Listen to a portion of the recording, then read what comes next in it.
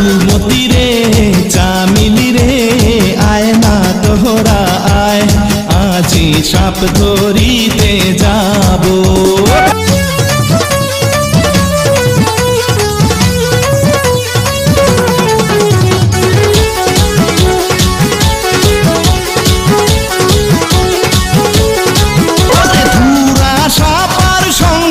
চূড়া ধরবো আমরা সবই, গঞ্জে গিয়া সাপ দেখাইয়া করবো ধোঁকাবাজি, আমরা করবো ধোঁকাবাজি।